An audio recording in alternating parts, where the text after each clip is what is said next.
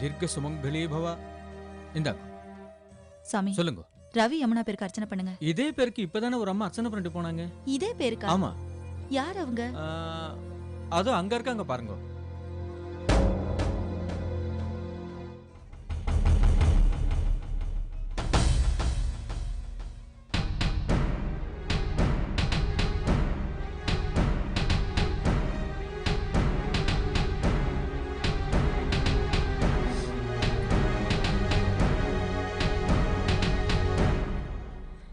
உங்களுக்கு எப்படி? வாங்க துர்கா. அது உங்க பையனுக்கும் யமுனாவுக்கும் நடக்க இருந்த நிச்சயதார்த்தம் நின்று போயிடுச்சுன்னு கேள்விப்பட்டேன். மற்றவங்களுக்கு ஒன்றுன்னா ஓடி போய் உதவி செய்கிற உங்கள் வீட்டில் இப்படி நடந்துருச்சே. அது மட்டும் இல்லை, யமுனாவும் ரவியும் நல்ல பொருத்தமான ஜோடி. அவங்க 2 பேரும் ஒன்றா சேர்ந்து வாழணும்னு தான் நான் இந்த அர்ச்சனை பண்ணேன். நிச்சயதார்த்தம் நின்னு போனது உங்களுக்கு எப்படி தெரியும்? அதுவா, அது ஹாஸ்பிட்டலில் பேசிகிட்டு இருந்தாங்க. எனக்கு உடம்பு சரியில்லைன்னு ஹாஸ்பிட்டலுக்கு போயிருந்தேன். அப்போ தான் தெரிஞ்சது அது யமுனோட ஹாஸ்பிட்டல்னு. அங்கே நர்ஸுங்களுக்குள்ளே பேசிட்டாங்க. எனக்கு அதை கேட்டதும் மனசுக்கு ரொம்ப கஷ்டமாக போயிடுச்சு. 3வது மனுஷி, உங்களுக்கு இருக்கிற பரிதாபம் கூட என் பையனுக்கு இல்லாமல் போயிடுச்சு. கவலைப்படாதீங்க, நிச்சயமா உங்கள் பையனோட மனசு மாறும். உங்களோட நல்ல மனசுக்கும் யமுனாவோட குணத்துக்கும் இந்த அம்மன் குறை வைக்கவே மாட்டா. யமுனா என் வீட்டுக்கு மருமகளா வரணும்னு எவ்வளவு ஆசையா இருந்தேன். என் மக மாதிரி பாத்துக்கணும், எனக்கு பொண்ணுல குறைய அவ தீர்த்து வைப்பான்னு நினைச்சேன். ஆனா ரவி எல்லாத்தையுமே கனவாக்கிட்டானே. நிச்சயம் உங்க வீட்டுக்கு யமுனா மருமகளா வருவா. அந்த நம்பிக்கையோட அம்மனுக்கு அர்ச்சனை பண்ணுங்க, எல்லாம் நல்லபடியா நடக்கும். சரிம்மா.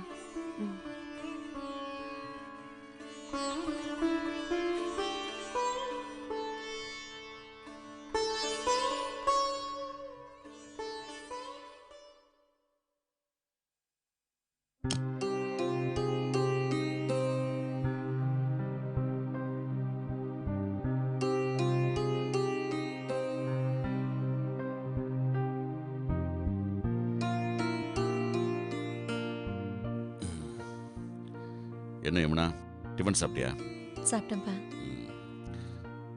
ரூம்ல ஏசிலாம் ஒர்க் பண்ணதில்ல? எல்லாம் நல்லா தான் ஒர்க் பண்ணுது. ஏம்மா, கிரிஜாவை வேணா இங்க வந்து ஒரு 10 நாள் இருக்க சொல்லட்டுமா?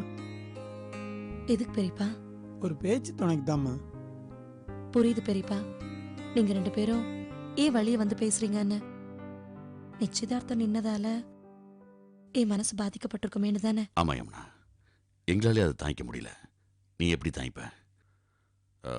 தனியாக இருந்தால் அதையும் நினச்சி வேதனைப்படுவேன்னு தான் கிரிஜா வேணா வர சொல்லலாமான்னு கேட்க வந்தேன். நான் கவலைப்படவே இல்லைப்பா. ரவி எப்படி தான் லட்சியத்தில் உறுதியாக இருக்காரோ அதே மாதிரி நானும் என் லட்சியத்தில் உறுதியாக இருக்கேன். இப்போ என் கனவு, ஆசை, லட்சியம் எல்லாமே நம்ம புதுசாக கட்டிட்டு இருக்க ஹாஸ்பிட்டல் தான்.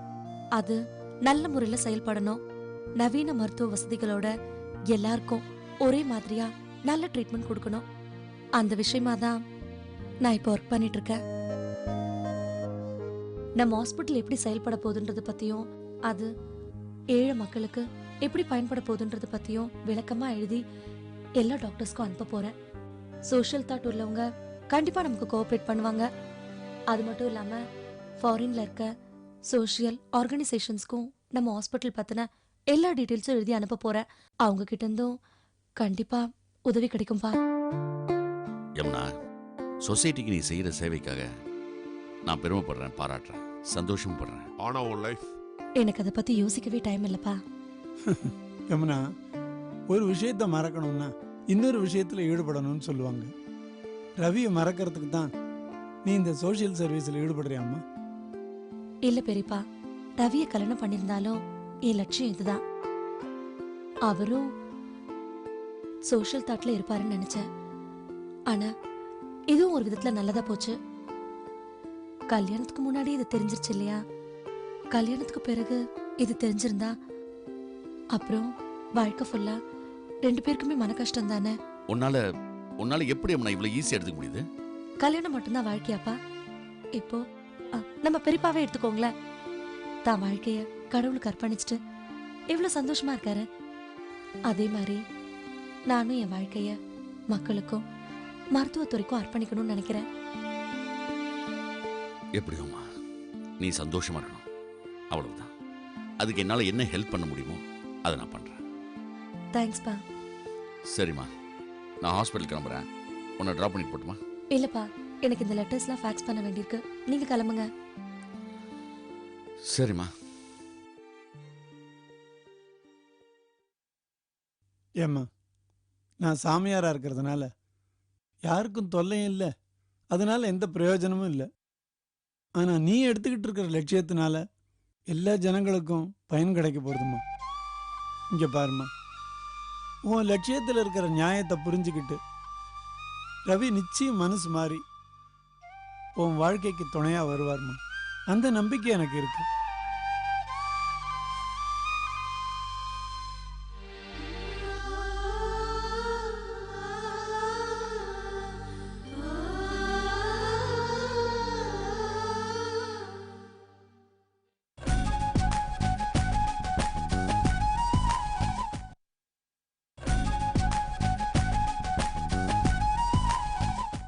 ஒரு சின்ன உதவி செஞ்ச அந்த ஈஸ்வரி அம்மாவுக்கே நம்ம மேல எவ்வளவு பாசம்.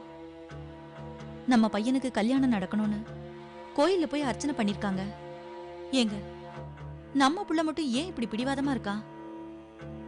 இத பாரு துர்கா, நம்மோட ஆசை, பலருடைய வேண்டுதல், இதெல்லாம் கண்டிப்பா பலிக்கும்ன்ற நம்பிக்கை எனக்கு இருக்கு. என் பாஸ்போர்ட் எங்க? தெரியாது. எனக்கு தெரியும். நான் லண்டன் போகிறத தடுக்கிறதுக்காக தானே பாஸ்போர்ட் எடுத்து வச்சிருக்கீங்க. ஏன்பா, ஏன் இப்படி சீப்பா நடந்துக்கிறீங்க? யார சீப்பா நடத்துக்கிறா? நானா? நீதான்டா சீப்பா நடத்துக்கிற. அந்த பொண்ணு யமுனா எவ்வளவு பெரிய உயர்ந்த லட்சியத்தோட இருக்கா. நீ செல்ஃபிஷா நடந்துக்கிறாடா. அப்பா, எனக்கும் லட்சியம் இருக்கு. லண்டன்ல போய் செட்டில் ஆகணும், வேர்ல்டுலயே நம்பர் 1 டாக்டர் ஆகணும்னு. நல்லது இல்லடா, இது நல்லதுக்கு இல்ல. உன்னையே நினைச்சுக்கிட்டு இருந்த யமுனாவை இப்படி ஏமாத்திட்டு போறது பாவண்டா. இது எத்தனை ஜென்மம் எடுத்தாலும் தீராது. என்னம்மா என்னம்மா நீ? நான் ஏதோ பெரிய தப்பு பண்ணிட்ட மாதிரி பேசிட்டு இருக்க. நான் யமுனாவை கல்யாணம் பண்ணிக்க மாட்டேன்னு சொன்னேனா? நான் லண்டன் கூப்பிட்டேன், அவ வரமாட்டேன்னா அது அவளோட தப்பு. ரவி, கட்டிக்க போறவனோட பேச்சு கேட்காதது அவ திமிரு தானே? போதும் நிறுத்துறியா? அவளை பத்தி பேசுறதுக்கு உனக்கு எந்த தகுதியும் கிடையாது. என்னங்க, அவன் பாஸ்போர்ட் எடுத்து அவன் மூஞ்சில ஏறிங்க, எங்கேயாவது தொலையட்டும்.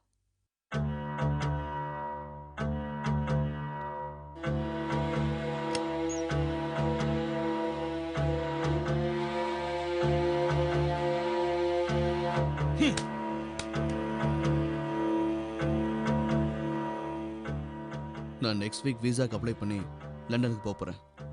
அடுத்த மாசமே நீங்களும் அங்க வந்து செட்டில் ஆயிடலாம். முடியாதுப்பா, எங்களால முடியாது. பிறந்த மண்ணையும் சொந்த பந்தங்களையும் விட்டு எங்களால வந்து அங்க இருக்க முடியாது. நீ போ. சோ டாட், நீங்க என்ன விட்டு பிரிஞ்சிருக்க முடிவு பண்ணிட்டீங்க, அப்படிதானே? இல்லடா, நீ முதல்ல லண்டனுக்கு போய் படிக்கிறதுக்கு போன போது உன்னை விட்டு பிரிஞ்சிருக்கிறது எங்களுக்கு ரொம்ப கஷ்டமா இருந்தது. அந்த சமயத்துல அந்த பொண்ணு யமுனா தான் எங்களுக்கு மகளுக்கு மகளா இருந்து எங்களை நல்லபடியா பாத்துக்கிட்டா. உன்னோட பிரிவு ஒண்ணு எங்களுக்கு பெரிய தாக்கத்தை ஏற்படுத்தல. உங்க 2 பேருக்கு நல்லபடியா ஒரு கல்யாணத்தை பண்ணி வச்சு உங்களை பக்கத்திலேயே வச்சு கண்குளிர பார்க்கணும்னு ஆசைப்பட்டோம். எப்ப நீ எங்களை தனியா விட்டு பிரிஞ்சு போகணும்னு முடிவு பண்ணிட்டியோ, போடா போ. சாரி டாட், உங்கள மாதிரி இந்த சில்லி சென்டிமெண்ட்ஸோ குண்டு சட்டிலே குதிரை ஓட்டுற இந்த லைஃபோ எனக்கு பிடிக்காது. Dot, please try to understand me. நான் உயர பறக்கணும், மேல போகணும். That is my ambition. நான் சொல்ல வேண்டியதெல்லாம் சொல்லிட்டேன், அதுக்கப்புறம் உங்க இஷ்டம்.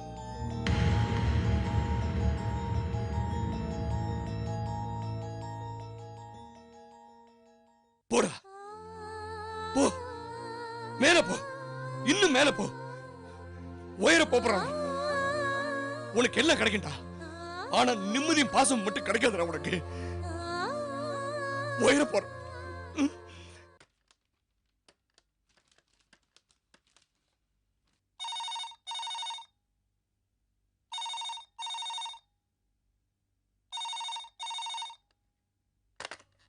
ஹலோ மேடம், நாங்க 24 ஹவர்ஸ் ஹாஸ்பிட்டல்ல இருந்து பேசுறோம். சொல்லுங்க மேடம், மிஸ்டர் சுரேஷ்க்கு நீங்க என்ன வேணும்? சுரேஷ் என்னுடைய பையன். என்ன விஷயம்? உங்க பையனுக்கு காலையில ஆக்சிடென்ட் ஆகி இங்க சீரியஸா அட்மிட் பண்ணிருக்காங்க. ஐயோ, பதறாதீங்க மேடம். ஒருத்தர் கொண்டு வந்து அட்மிட் பண்ணிட்டு போயிட்டாரு. நல்ல வேலை அவரோட பர்ஸ்ல உங்க கான்டாக்ட் நம்பர் இருந்ததுனால உங்களுக்கு ஃபோன் பண்ண முடிஞ்சது. அவனுக்கு எதுவும் ஆபத்து இல்லையே? ஐசியூல தான் இருக்காரு. நீங்க உடனே கிளம்பி வரீங்களா? கொஞ்சம் ஜாக்கிரதையா பாத்துக்கங்க, நான் உடனே வரேன்.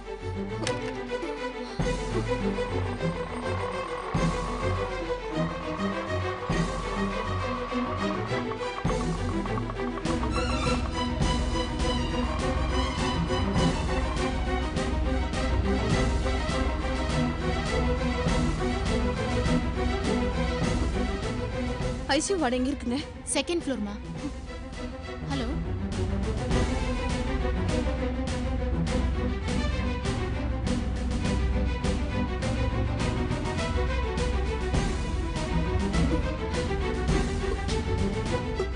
கடவுளே, என் பிள்ளைக்கு ஒன்னும் ஆகக்கூடாது.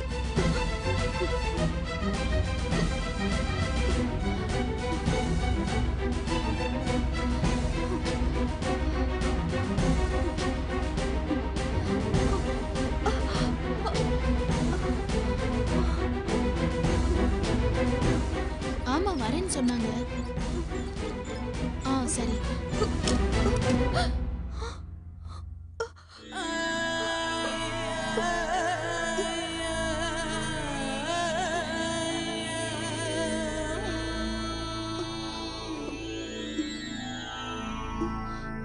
வாங்கம்மா. என் பையன்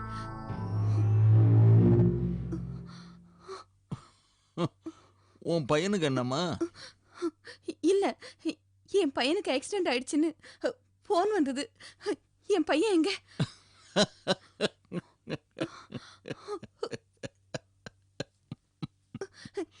ஏன் சிரிக்கிறீங்க? என் பையன் எங்க? என் பையனுக்கு என்னாச்சு சொல்லுங்க, சிரிக்காதீங்க. இந்த வரதான் ஒரு பார்வை பார்த்தாலே ஐயா கும்பிட்றேன்னு சொல்ற ஊர் இது. நானும் உன்னை பல தடவை மிரட்டி பார்த்துட்டேன். நீ என் வழிக்கே வரமாட்டேங்கிற. உன்னால என் ஆள் ஒருத்தனை வேற இழந்துட்டேன். ரொம்ப பிரச்சனை பண்றியம்மா நீ. ஐயோ, அப்படியெல்லாம் ஒண்ணு இல்ல. அந்த எஸ்டேட் என் வீட்டுக்கார் வாங்கின இடம். அத ரொம்ப ஆத்மாத்மா நேசிச்சாரு. இப்ப எனக்குன்னு இருக்கிற அவரோட அடையாளம் அது ஒண்ணுதாங்க. அதனாலதான். இந்த கதையெல்லாம் எனக்கு வேணாம். அந்த இடம் எனக்கு வேணும். எழுதி தருவியா மாட்டியா? என் பையன் எங்க எப்படி இருக்கான்னு சொல்லுங்க. அது நீ சொல்ற வார்த்தையில தான் இருக்கு. எஸ்டேட்டை கொடுக்க சம்மதிச்சுன்னா உன் பையன் நிறைஞ்ச ஆயுசோட இருப்பான். இல்லைன்னா அற்ப ஆயுஸ்ல போயிடுவான். உன் பையன் பேர் என்னன்னு சொன்ன? சுரேஷ். சுரேஷ். நல்லா யோசி. நல்லதா ஒரு முடிவெடு. இல்லைன்னா உன் பையனுக்கு பேரு வச்சது மட்டும்தான் நீ ஆயிருப்ப. அவனுக்கு கொள்ளி வைக்கிற பெருமை என்ன சேர்ந்துரும்.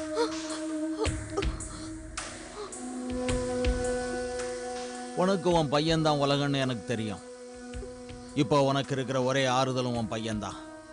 அவனை தக்க வச்சுக்க போறியா இல்லைன்னா கை கழுவ போறியா? புத்திர சோகம்தான் உலகத்திலேயே பெரிய சோகம். பெத்தவ இருக்கும் போதே புள்ள போய் சேர்றது எவ்வளவு வேதனையான விஷயம் தெரியுமா? ஐயோ, அவனை ஒண்ணு பண்ணிட வேணாம். அந்த எஸ்டேட்டை கொடுத்துடுறேன். சந்தோஷமா, ரொம்ப சந்தோஷம். ஆனா அதை நீ நிறைஞ்ச மனசோட சொன்னீன்னா எனக்கும் சந்தோஷமா இருக்கும். பயத்தோட சொன்னீன்னா பாவம் எனக்கு வந்து சேரும்ல. எனக்கு என் பையன் தான் முக்கியம். இத பாருங்க, நான் முழு மனசோட எழுதி கொடுத்துறேன், எடுத்துக்கங்க. ஆனா என் பையனை ஒண்ணும் பண்ணிடாதீங்க. இந்த வரதராஜனுக்கு வாக்குதான் முக்கியம். நீ கொடுத்த வாக்க காப்பாத்தினா நானும் வார்த்தை மீற மாட்டேன். நான்லாம் நியாயத்துக்கு கட்டுப்பட்டவமா, தெரியுமில்ல? நிச்சயமா நீங்க என்ன நம்பலாம். சரி, அப்படின்னா உன் பிள்ளைக்கு என்னோட ஆசீர்வாதம் நிறைய உண்டு. கவலைப்படாம போ. போமா. போ.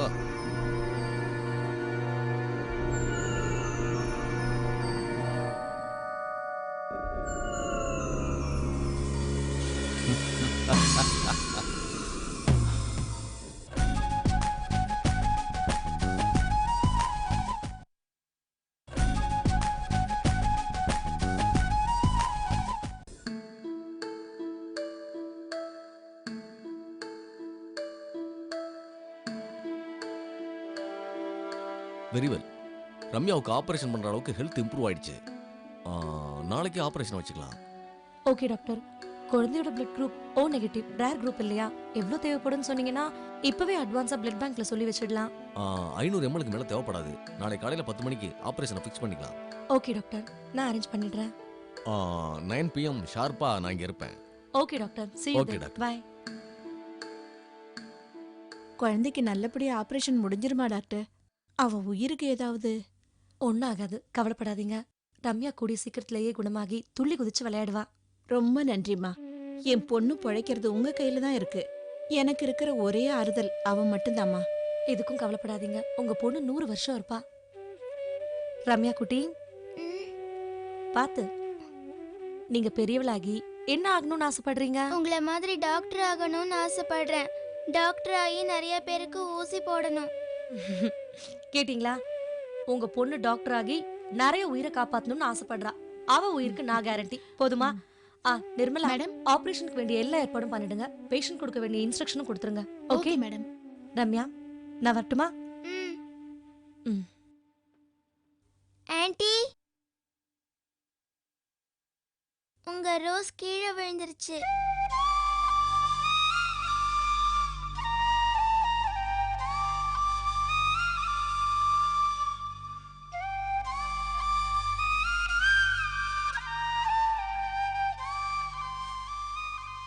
என்ன ஆன்ட்டி, உங்களுக்கு ரோஸ்னா ரொம்ப பிடிக்கும். உங்க தலையில வச்ச ரோஸை யார்கிட்டயும் கொடுக்க மாட்டீங்க. இப்ப என்கிட்ட கொடுத்துட்டீங்க. எனக்கு பிடிச்சிருக்குமா? ஆனா அதுக்குதான் என்கிட்ட இருக்க பிடிக்கல.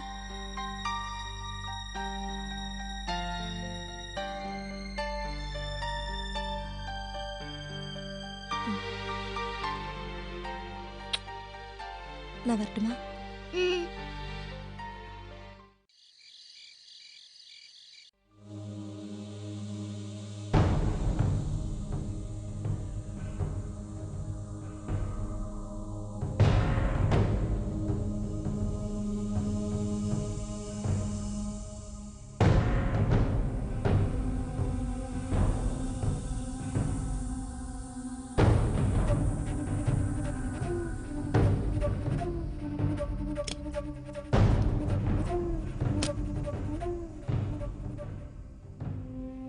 ஹாய் மாம், என்ன ரொம்ப டயர்டா இருக்கீங்க போல இருக்கு. சுரேஷ், உனக்கு ஒண்ணு இல்லையே? உனக்கு யாராச்சும் ஃபோன் பண்ணாங்களா? எவ்வளவு பேர் பண்ணாங்க, பட் நோபடி ஸ்பெசிபிக். எனக்கு அந்த வரதராஜன் ஃபோன் பண்ணான்டா. வரதராஜனா? எதுக்கு? எனக்கு ஃபோன் பண்ணி உன் பையனுக்கு ஆக்சிடென்ட் ஆயிடுச்சு, 24 hours ஹாஸ்பிட்டல் அட்மிட் பண்ணிருக்காங்கன்னு ஒரு நர்ஸை விட்டு ஃபோன் பண்ணாங்க. நானும் அதை நம்பி பதறி போயிட்டேன். ஏமா என்கிட்ட ஒரு ஃபோன் பண்ணி வெரிஃபை பண்ண வேண்டாமா? டேய், அந்த நேரத்துல எனக்கு ஃபோன் பண்ணணும்னு தோணலடா. தோணணுமா? இனிமே தோணணும். வரதராஜன் நம்ம வாழ்க்கையில விளையாடுறான்ல. நான் அங்க போய் பார்த்தா அந்த ராட்சச உட்கார்ந்துட்டு இருக்கான். என்ன சொன்னா? இத பாருங்க, அந்த எஸ்டேட் எனக்கு எழுதி கொடுக்கலனா இப்ப நான் போன்ல சொன்ன போய் உண்மையாயிடும் மிரட்டுறான்டா. அந்த அளவுக்கு ஆயிடுச்சு அவனுக்கு? டேய், வேண்டாம்டா. அந்த எஸ்டேட் எழுதி கொடுத்துடலாம்டா. இந்த டார்ச்சர் நமக்கு வேண்டாம்டா. இது டார்ச்சர் இல்லம்மா, அவ எனக்கு கொடுத்திருக்கிற சேலஞ்ச். டேய், எங்கடா போற? சுரேஷ், யாருக்கு ஃபோன் பண்ற? யாருக்குடா ஃபோன் பண்ற? பாண்டியனுக்கு.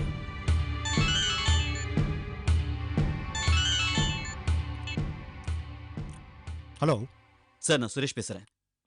சொல்லுங்க சுரேஷ். உங்களை நேர்ல பார்த்து கொஞ்சம் பேசணும் சார். ஸ்டேஷன் வந்துருங்க. வரதராஜன் விஷயமா?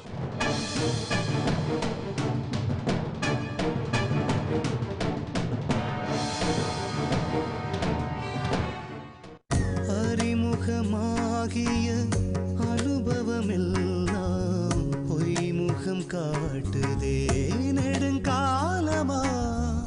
தாய்மைக்கு மேலொரு தெய்வமும் இல்லை, தாமரை பூவுக்கு பனித்துளி பிள்ளை. உயிர் தேசத்தின் மனசாட்சினி, வந்த பாசத்தின் அரசாட்சினி, கருணையின் தேன் துளி உயிர்களின் காதல்